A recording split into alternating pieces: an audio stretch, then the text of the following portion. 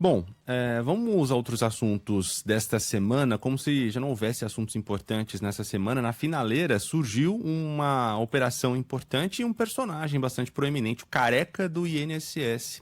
A Polícia Federal afirma que o lobista Antônio Carlos Camilo Antunes, conhecido como careca do INSS, atuava para obstruir as investigações sobre os desvios de dinheiro de aposentados e pensionistas e trabalhava para ocultar patrimônio. Pivô do esquema que roubou bilhões de reais das contas dos beneficiários, o careca do INSS foi preso ontem. Thiago Rossi colocou a imagem dele, estampou o rosto dele aí, ó. Bastante careca. Foi preso ontem durante uma operação da PF em Brasília. Com um dos investigados, os agentes apreenderam uma Ferrari avaliada em 4 milhões de reais e uma réplica da McLaren usada por Ayrton Senna na Fórmula 1, além de uma coleção de motos, relógios e dinheiro em espécie. O careca do INSS é apontado como figura central que mantinha contato com servidores para facilitar a fraude em aposentadorias e pensões em troca de propina. A Polícia Federal apurou que ele recebeu mais de 53 milhões de reais de associações envolvidas nos descontos ilegais. 9 milhões teriam sido transferidos para pessoas ligadas ao INSS. Depois de ser detido, Antônio Carlos Camilo Antunes foi levado para a superintendência da PF, onde prestou depoimento. Para o advogado dele, o Kleber Lopes, não havia motivos para a prisão do lobista. Ele nunca foi responsável pela obtenção de dados de aposentados, pelo recrutamento dessas pessoas, ou seja, a empresa dele prestava um serviço para essas associações. É difícil, né, definir qual é a participação desse cara, se ele não teve acesso a dado de ninguém. Era um lobista que tinha trânsito livre dentro do INSS e fazia a ligação entre as partes. É um cara que não tinha uma...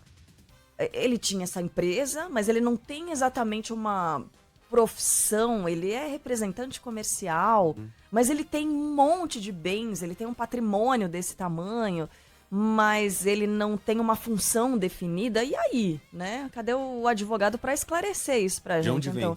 De onde é que vem todo esse dinheiro? Ele não tem acesso aos dados, mas como é que ele se encontra com gente tão importante, tão poderosa e que a gente não fica sabendo quem são essas pessoas? Inclusive, parlamentares. Ele se encontra com gente... Não, a gente já sabe que não é esse. Ele era conhecido como careca do INSS por pessoas, ó.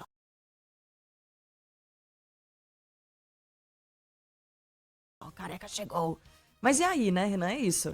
Ele faz o quê? Qual é a função dele?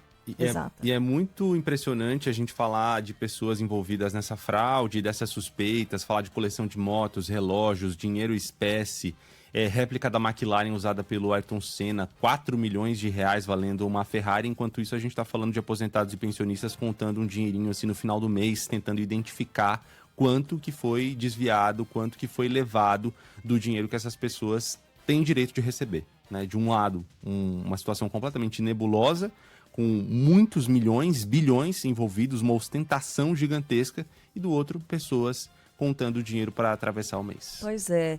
E aí é sempre importante a gente retomar um fato que acontece, o advogado aqui do careca do INSS, do Antônio Carlos Camilo Antunes, tá? Ele não gosta de ser chamado de careca do INSS, o advogado falando que ele não tem acesso a esses dados, mas alguém tem acesso a dados e alguém repassa esses dados de todos os aposentados, até gente que consegue a aposentadoria, e repassa isso para bancos, para financeiras, para empresas que fazem empréstimos e oferecem esses empréstimos para esses aposentados.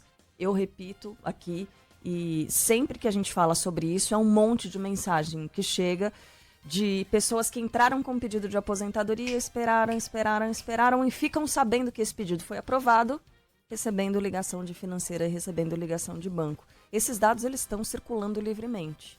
Quem é que repassa isso? Né?